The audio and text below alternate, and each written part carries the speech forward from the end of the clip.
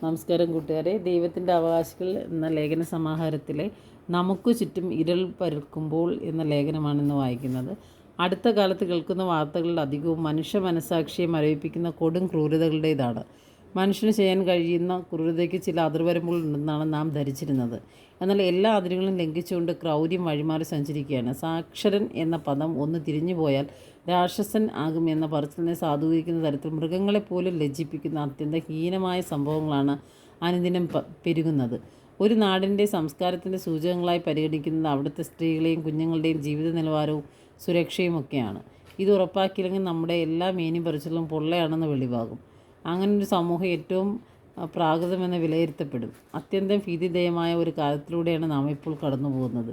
തെരുവുകളിൽ മാത്രമല്ല, സുരക്ഷിതത്തിൻ്റെയും സംരക്ഷണത്തിൻ്റെയും സ്നേഹാലയങ്ങളാകേണ്ട വീടുകളുടെ അകത്തളങ്ങളിൽ നിന്ന് സ്ത്രീകളുടെയും കുട്ടികളുടെയും നിലയ്ക്കാത്ത നിലവിളികൾ ഉയരുന്നു. പ്രത്യേകിച്ചും കുഞ്ഞുങ്ങളുടെ. തൊടുപുഴയിൽ ഒരു മനുഷ്യപിശാചിൻ്റെ കിരാതമർദ്ദനത്തിനിരയായി മരണത്തിന് കീഴടങ്ങിയ 7 വയസ്സുകാരൻ്റെ തീരാവേദനയുടെ നടക്കുന്ന ഓർമ്മകളിൽ നിന്നും നാം ഇനിയും മുക്തരായിട്ടില്ല. അങ്ങനെ എത്ര കുടുംബാതങ്ങൾ, കൊലകളുടെയും കൊടിയ ക്രൂരതയുടെയും നിരവധി കഥകൾ നിരന്തരം വന്നുകൊണ്ടിരിക്കുന്നു. അതിലൊന്ന് വാളയാറിലെ ആ കുഞ്ഞുമക്കളുടേതാണ്. ഒരു കൊച്ചേച്ചിയും കുഞ്ഞനിയത്തിയും. ആ നിഷ്കളങ്ക ബാല്യങ്ങൾ അനുഭവിച്ച് തീർത്ത നോവിൻ്റെ ആഴം വ്യക്തമാക്കാൻ ഭാഷ പോലും അശക്തമാണ്. എത്രമാത്രം കൊടിയ പീഡനങ്ങൾ ആ കുരുന്നുകൾ അനുഭവിച്ചിട്ടാവും ആ നാരാധവന്മാരിൽ നിന്ന്.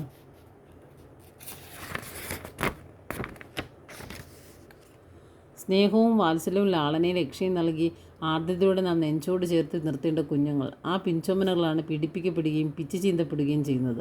ആ ശിശുരോധനങ്ങളാണ് നമുക്ക് ചുറ്റും ഇരുൾ പരത്തിക്കൊണ്ട് മുഴങ്ങി കേൾക്കുന്നത്.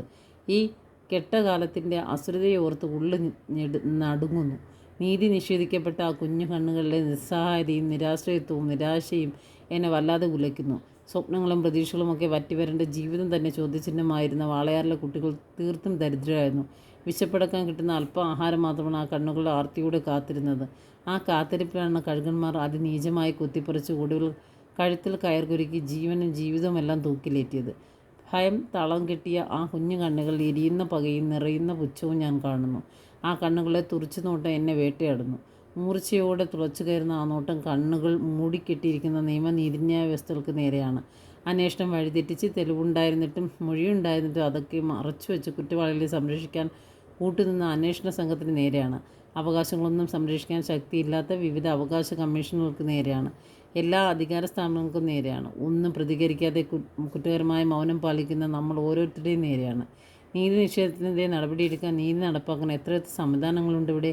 ഭരണകൂടം തന്നെ അതിനു വേണ്ടിയല്ലേ. എന്നിട്ടും എന്തേ നമ്മുടെ കുഞ്ഞുങ്ങളിങ്ങനെ നിർദ്ദയം വേട്ട നായ്ക്കളാ കടിച്ചു കീറപ്പെടുന്നത്? എല്ലാറ്റിനേക്കാളും വലുത് ജീവനും ജീവിതവും ഭരണഘടന ഉറപ്പു നൽകുന്ന നീതിയും അവകാശ സംരക്ഷണവുമൊക്കെയാണ്. അത് തിരിച്ചറിയാതെ ആ കുഞ്ഞുങ്ങളുടെ ജാതി, മത, രാഷ്ട്രീയ സ്വഭാവ സർട്ടിഫിക്കറ്റുകൾ തേടി നടക്കുകയാണ് ചിലരിപ്പോൾ. ചാനലുകൾ അത്തരം ചർച്ചകൾ കൊഴുക്കുന്നു. എന്നിട്ടും ഒരു കുഴപ്പമില്ലാതെ പരിഷ്കൃത സമൂഹം എന്ന് നാം അവകാശപ്പെടുന്നു. അതിൽ ഊറ്റം കൊള്ളുന്നു. ഇനിയിപ്പോൾ വേണ്ടത് ചർച്ചകളും സംവാദങ്ങളുമല്ല. ആലോചിക്കും, സാധ്യതകൾ ആരായും, റിപ്പോർട്ട് തേടും, വീഴ്ചയുണ്ടായി, ജാഗ്രതക്കുറവുണ്ടായി, എല്ലാം പരിശോധിക്കും. നിയമത്തിൻ്റെ വഴിക്ക് പോകുമെന്നുള്ള ആത്മാർത്ഥത തെല്ലുമില്ലാത്ത സ്ഥിരം പല്ലവികളുമല്ല. എത്രയും വേഗം സത്യസന്ധമായ, ആത്മാർത്ഥമായും ആർജവമുള്ള ഒരു പുനരന്വേഷണം ഉണ്ടാകണം. ഈ സമൂഹത്തിന് മുഴുവൻ ഭീഷണിയായിട്ടുള്ള ആ കൊടും കുറ്റവാളികളും അവരെ വിശുദ്ധരാക്കി സംരക്ഷിക്കാൻ ശ്രമിച്ച കൂട്ടുപ്രതികളും ആര് രക്ഷപ്പെടാൻ ഒരു പഴുതുമില്ലാത്ത എല്ലാ തെളിവുകളോടും കൂടിയ കൃത്യതയുള്ള പുനർവിചാരണ ഉണ്ടാകണം. നിയമം അനുശാസിക്കുന്ന പരമാവധി ശിക്ഷ പിശാചുക്കൾക്ക് ലഭിക്കുക തന്നെ വേണം. സ്ത്രീകൾക്കും കുട്ടികൾക്കും നേരെ ലൈംഗികാതിക്രമങ്ങൾ കാട്ടുന്ന മനുഷ്യമൃഗങ്ങൾക്ക് ചുരുങ്ങിയ പക്ഷം തെരുവ് നായ്ക്കളെ എന്ന പോലെ വന്ധ്യംകരണത്തിന് വിധേയനാക്കാനുള്ള നിയമമെങ്കിലും ഇവിടെ ഉണ്ടാകണം. ഇനി ഒരു കുഞ്ഞിൻ്റെയും കണ്ണുകൾ നിറയരുത്. കുഞ്ഞുങ്ങളുടെ കണ്ണീർ വീഴുന്ന മണ്ണ് ശാപം നിറഞ്ഞതാണ്. ഒരു കുഞ്ഞും ഇനി ഇവിടെ ചവിട്ടിയരയ്ക്കപ്പെടരുത്. എട്ടും പൊട്ടും തിരിയാത്ത കുഞ്ഞുങ്ങളെ ആരും കൊല ചെയ്യുന്നത്, അതിനെ ആത്മഹത്യ എന്ന് ഓമനപ്പേരിട്ട് വിളിക്കുന്നത് ഇനി ഒരിക്കലും ഉണ്ടാകരുത്. ഇതിവിടെ ജീവിക്കുന്ന, ഇനി ജീവിക്കാനുള്ള ഓരോ കുഞ്ഞിൻ്റെയും രക്ഷകർത്താക്കൾക്കുള്ള മുന്നറിയിപ്പാണ്. പൊതുസമൂഹത്തിന് മുഴുവനായുള്ള മുന്നറിയിപ്പുമാണ്.